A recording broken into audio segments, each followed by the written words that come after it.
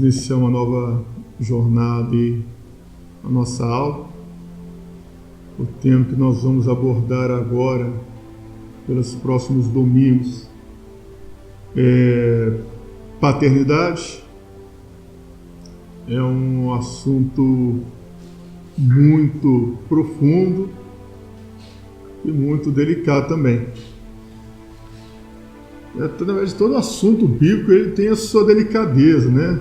Porque se você pega o texto de forma superficial e vai aplicando ele, você acaba atropelando alguns contextos, alguns princípios.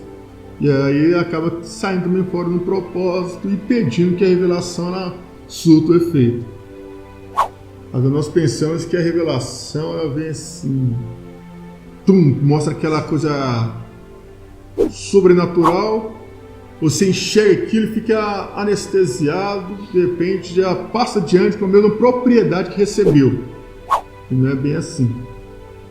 A revelação, quando ela vem, a mente, o espírito, ele precisa filtrar o teor da revelação, discernindo o propósito da sua aplicação para então poder passá-lo adiante. Se não for dentro desse princípio aí, nós acabamos sendo infratores do propósito do Pai. Então abra sua Bíblia aí no livro de Mateus, capítulo 15. E chegaram ao pé de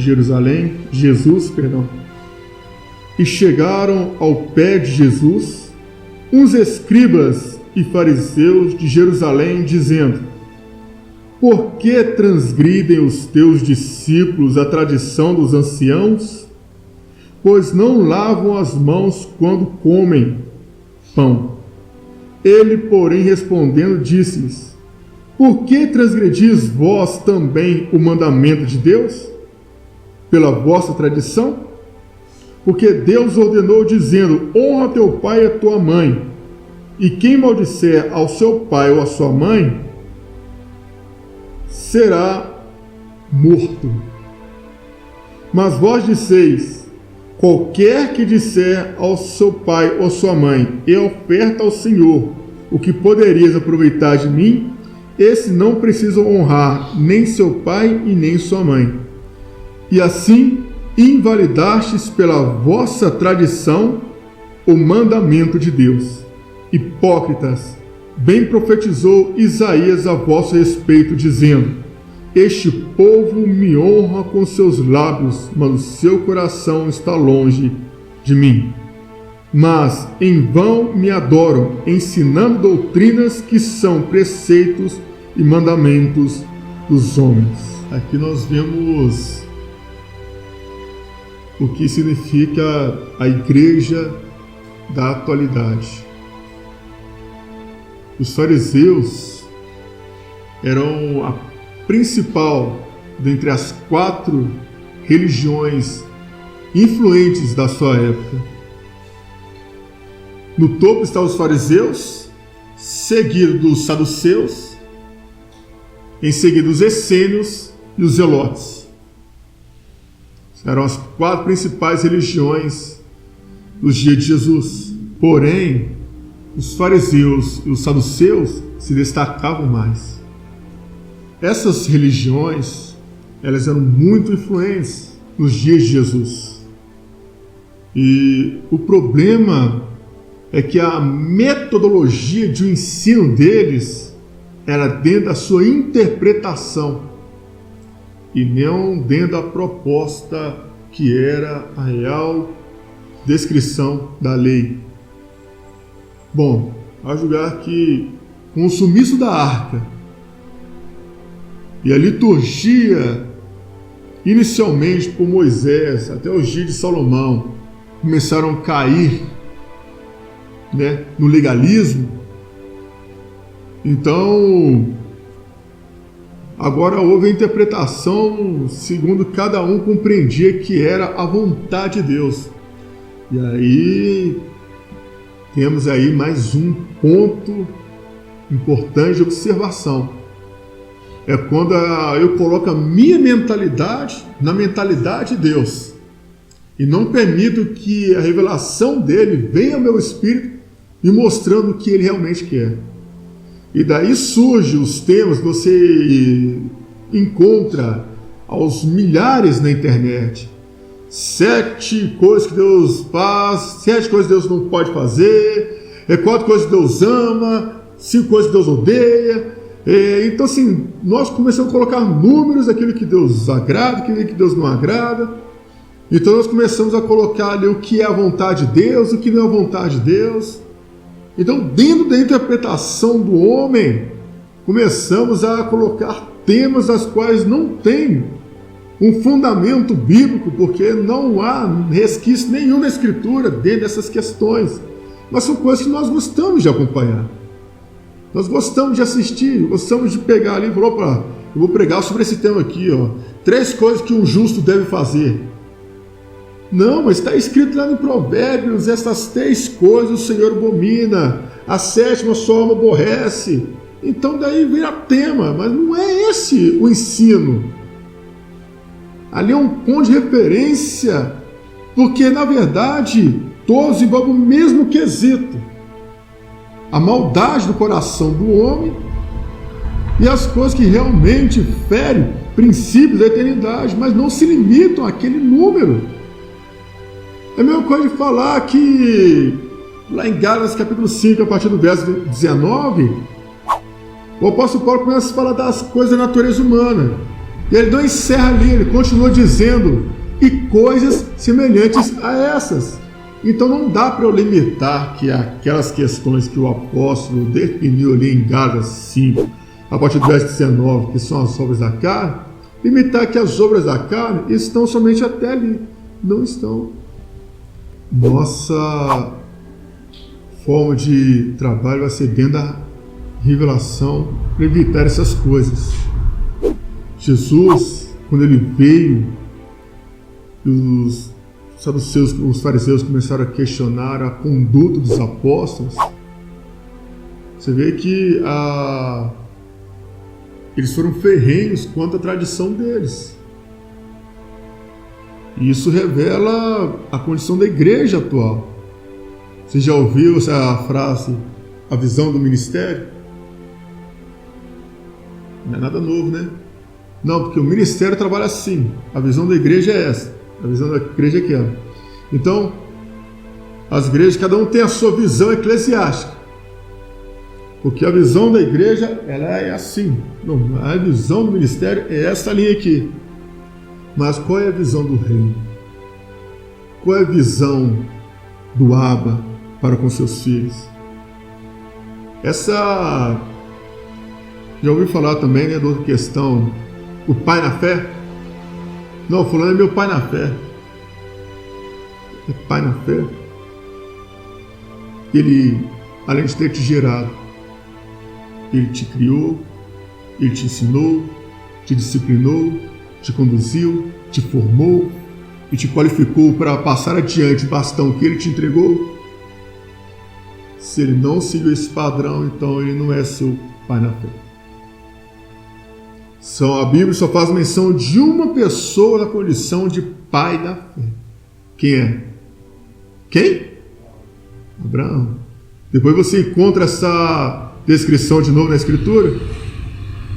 Somente em Hebreus capítulo 12 aparece o autor e consumador da fé, Jesus. Você pode ter mentor espiritual. O termo pai é um termo muito delicado da sua aplicação. Por isso que esse texto, ele é a introdução daquilo que nós iremos abordar. Porque seria muito conveniente eu chegar aqui, abrir o texto de João capítulo 1, versículo 12, ou pegar, como foi citado o texto de Gálatas ontem, ou de Romanos, começar a falar sobre a paternidade de Deus. Você diz, nossa, a paternidade de Deus é isso. É o que nós vamos encontrar na internet. Mas a Escritura diz, Jesus dizendo, a ninguém na terra chamei de pai, porque um só é o vosso pai. Quer dizer então que eu não posso chamar meu pai biológico de pai? Este é seu pai. Mas a questão espiritual? Não tem pai espiritual. Não tem pergunta aí, Davi. Não é que eu lembro que a primeira vez que eu vi isso, no começo eu fiquei tipo um mês sem chamar meu pai de pai. Nossa. Eu levava assim. Quantas você tinha? Acho que uns 15. Eu levava no sentido literal. Tá vendo o perigo? Por que foi escolhido esse texto para nós introduzirmos o assunto? Porque é um termo muito forte. Por isso não dá para chegar aqui e começar a falar diretamente ao ponto. A base é sempre introduzir e preparar a terra. Você tem uma semente. Você quer que aquela semente ela venha produzir frutos de qualquer jeito. Um exemplo, você gosta de manga, pega uma semente em pé de uma mangueira. Você quer plantar, você quer que ela cresça, dê sombra, ramos, mangas à vontade. E aí você vem a se deliciar do fruto. Mas é simplesmente jogar ela no solo? O que se fazia antes? Preparar o solo. Então não é só lançar a semente, tem que preparar a terra, preparar o solo. Então não adianta eu pegar um tema aqui sem inserir isso vocês. Aí na sua mentalidade humana, você vai compreender que entendeu o assunto, mas não sabe a raiz dele. É a mesma coisa de perguntar qual que é a origem do pecado. Onde que originalizou o pecado? E aí, Davi, onde originalizou o pecado? No coração de Satanás. Então, é algo da terra ou é algo da eternidade? Começou na eternidade. A Escritura diz: perfeito era em todos os teus caminhos, desde o dia em que foste formado, até que se achou iniquidade em ti. E parece que as coisas aconteceram assim, ontem, ou há 5, 6, 7 mil anos atrás. É algo que a Escritura não vai nos revelar. Então a gente está querendo tratar o efeito do pecado sem tratar a causa dele. Não tem jeito. Assim também é qualquer tema das Escrituras, seja a soteriologia que nós estudamos outrora, assim como a paternidade que vamos estudar agora. Não dá para pegar um texto, falar e inserir ele, sem antes preparar você para compreender isso. Por isso que esse texto de Mateus, capítulo 15, a partir do verso 1 ao verso 9, ainda que pareça algo sem nexo com a proposta do ensino, ele é a base, porque reflete a igreja da atualidade com uma proposta de ensino sem revelação e de forma superficial. Eles acabam formando escravos, servos e não filhos.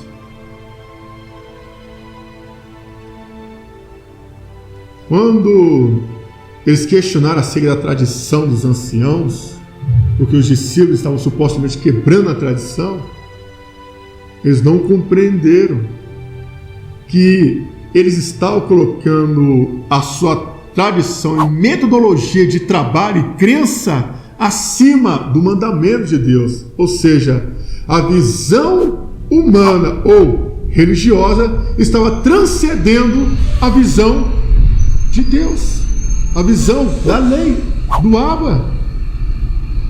Eles estavam colocando seu ponto de vista acima da visão da Torá. Ou seja, eles pegavam a Torá, colocavam ela como regra de ensino, aparentemente, mas depois colocavam ela de lado e inseriam suas tradições. E aí as pessoas cresciam na condição de quê? Prosélito. Eu pergunto, o que é um prosélito? Pagão convertido ao judaísmo.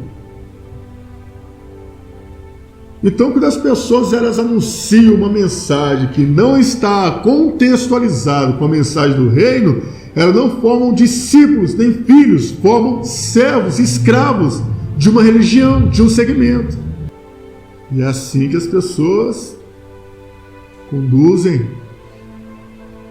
Aí fica naquela máxima onde a verdade ela está manifestada a nós, mas nós a enxergamos de forma turva, embaçada. E por que enxergamos assim? Porque não nos foi passado com clareza.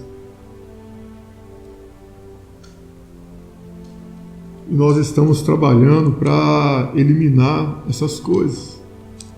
Vocês cresceram, assim como eu cresci, com a base de ensinamentos errados. E para poder remover esse ensinamento errado e inserir um novo, não é na base da surra, da força, da agressividade, da violência. Você consegue remover a sujeira de um vidro, por exemplo, simplesmente jogando água lá? Não. Mas se você não souber limpar da maneira certa, você acaba fazendo o quê? Arranhando. Então por isso tem que ter cautela. Eu estou procurando ser o máximo cuidadoso com aquilo que está sendo passado para vocês, para que não haja uma distorção. Porque o objetivo é que vocês cresçam com a visão da Bíblia Sagrada, das Escrituras, e não com a visão do evangelista. A minha visão é limitada, mas a de Deus é ampla e profunda. Então você pode ter até um relacionamento amplo com o Pai, mas o Espírito Santo quer te levar num relacionamento profundo, nas profundezas. A Escritura diz que o Espírito Santo penetra todas as coisas, até as profundezas de Deus. Se o Espírito penetra todas as coisas, as profundezas de Deus, imagine onde não podemos ir quando estamos alinhados no Espírito. Se estamos alinhados no Espírito Santo, Ele pode revelar as profundezas de Deus, coisas grandes e firmes das Escrituras. Então por isso nós precisamos nos posicionar dessa maneira. Mas se continuarmos somente daquela forma limitada, lendo e colocando aquela frase negativa na mente, essas coisas não é para mim não, eu não tenho dom para isso não. Não é questão de dom, é questão de revelação, de relacionamento. Isso é que o Pai Ele distribui para todos. A Escritura diz que para com Deus não há acepção de pessoas, Romanos 2:11. Então o Pai Ele quer revelar a todos. Em Tiago capítulo 1, versículo 5 diz: se algum de vós precisa de sabedoria, peça a Deus que a todos dá liberalmente, não é a alguns. Esse vínculo do conhecimento da sabedoria não está limitada ao evangelista ou ao pastor. Remova os títulos e coloque as pessoas. A revelação, a sabedoria, o conhecimento não está condicionada ao Elbert, nem ao Manuel, mas está condicionada a todos, está liberada a todos, sem exceção. É questão de quem está disposto a buscar para receber. Se você está disposto a buscar para receber, o Pai vai te dar. E vai te mostrar coisas grandes e firmes. Jeremias capítulo 33, versículo 3. Jeremias, clama a mim e responder-te-ei, anunciar-te-ei coisas grandes e ocultas que não sabes. Deus derrama água, não é sobre a terra seca, mas sobre a terra sedenta. O vapor que emerge do solo ao céu é o clamor dele pedindo chuva, pedindo para ser regado. Se você não começar a clamar, não começar a buscar, não começar a se posicionar em oração, o Pai tem abundância para derramar, mas você não vai receber. E vai continuar limitado com aquilo que a religião pode oferecer. Então conviva bem com a sua vida de servo, mas nunca vai experimentar a sua revelação de filho. E aí é um problema que precisa ser tratado. Pessoas que tinham a Torá, tinham as Escrituras, sua tradução original, em mãos, pergaminhos, manuscritos. Mas, quando vieram até Jesus e questionaram ele acerca da conduta dos seus discípulos, Jesus diz para eles no versículo 7, vamos ler a partir do versículo 6 de Mateus capítulo 15. E assim invalidastes pela vossa tradição o mandamento de Deus. Hipócritas, bem profetizou Isaías a vosso respeito, dizendo: este povo honra-me com seus lábios, mas o seu coração está longe de mim.